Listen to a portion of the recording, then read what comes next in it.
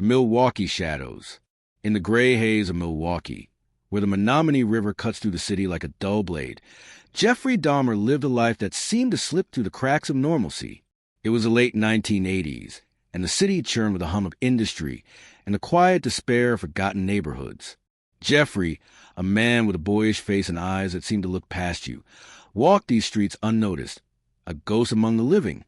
But beneath his unassuming exterior, a darkness festered, one that would stain Milwaukee's history with blood and sorrow. Jeffrey's apartment on North 25th Street was a small, cluttered space, reeking of chemicals and decay. The walls were thin and hummed the city seeped through. Car horns, distant laughter, the clatter of bottles from the bar downstairs. To the neighbors, he was just Jeff, the quiet guy who kept himself, always polite but never memorable. He worked odd jobs, drifting from one factory to another, his hands stained with the acrid scent of industrial solvents. But it wasn't the work that consumed him.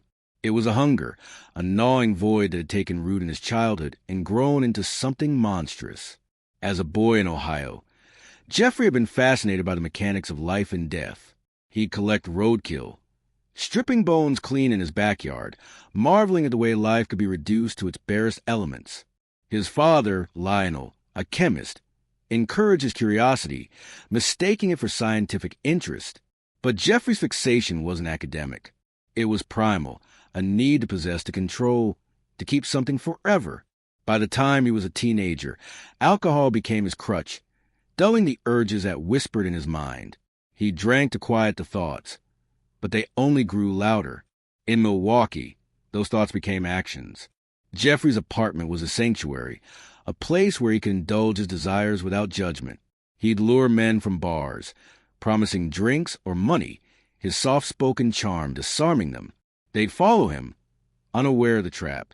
Inside his apartment, the air was thick with the smell of bleach and something sweeter, more sinister.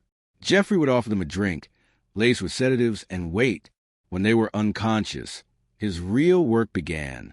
He didn't just want to kill, he wanted to keep them, to make them part of him.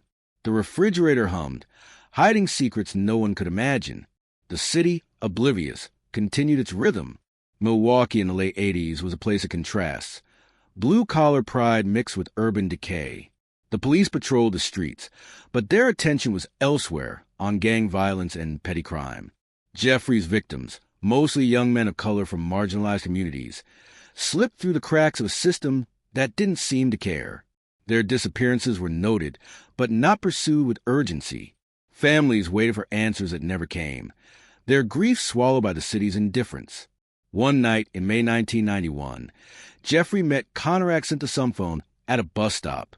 Conorak was 14 with a bright smile and a trusting nature. Jeffrey's voice was gentle, his offer of a few dollars for company convincing. Conorak followed him, unaware of the danger. In the apartment, the ritual began: drugged drinks, the slow descent into unconsciousness. But that night, something went wrong. Conorak woke, disoriented, and stumbled out into the street, naked and dazed. Two women saw him, their instincts screaming danger. They called the police, pleading for help. When the officers arrived, Jeffrey was calm, his story polished. He told them Conorak was his boyfriend, just drunk, nothing to worry about. The boys' incoherent mumbles didn't sway them. The police, tired and overworked, wanted to move on. They escorted Conorak back to Jeffrey's apartment, back to the Lion's Den. The women's protests were ignored, their voices drowned out by the weight of authority. Hours later, Conorak was gone, another name added to Jeffrey's grim tally.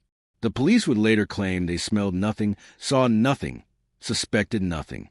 But the apartment reeked of death, and the truth was there for anyone who cared to look. Jeffrey's mind was a labyrinth of contradictions. He didn't hate his victims. In his twisted way, he loved them.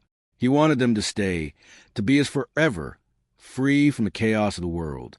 He'd sit with their remains, talking to them, arranging them in poses that felt intimate. The act of killing was secondary to the act of keeping. He'd dissolve flesh in acid, preserve bones, store parts in jars and freezers. It was his way of holding on to something fleeting, something he could never have in life, but the facade couldn't hold forever. In July 1991, Tracy Edwards became the one who got away. Lured to the apartment like the others, Tracy sensed something off. The air was thick, the smell overwhelming. Jeffrey's demeanor shifted, his eyes glinting with intent.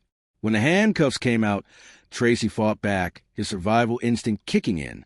He escaped, running into the night, flagging down a patrol car. This time, the police couldn't ignore the truth. They entered apartment 213 and found a nightmare.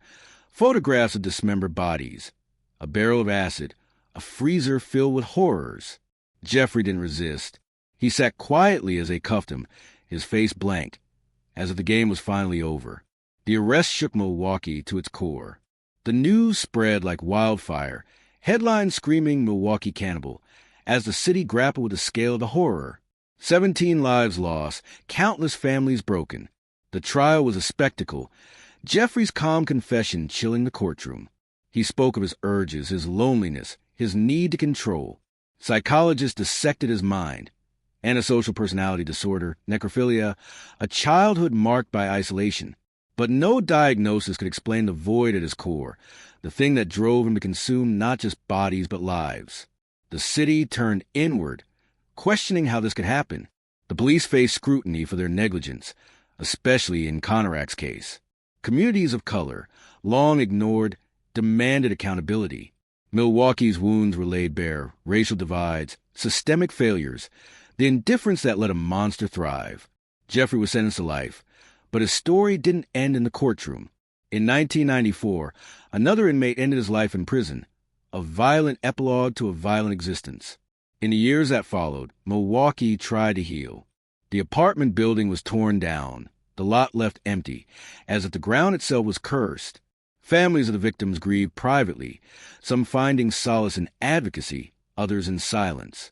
Jeffrey Dahmer's name became a synonym for evil, a cautionary tale of what lurks beneath the surface of normalcy. But for those who knew the victims, sons, brothers, friends, the loss was personal, a wound that time could never fully close. The Menominee River still flows through Milwaukee, its waters carrying the weight of the city's past. On quiet nights, when the streets empty and the lights dim, you can almost feel the ghosts of those lost, their voices whispering in the shadows. Jeffrey Dahmer's story is a reminder that monsters don't always look the part. Sometimes, they're just a man in a small apartment, hiding a hunger that consumes everything in its path.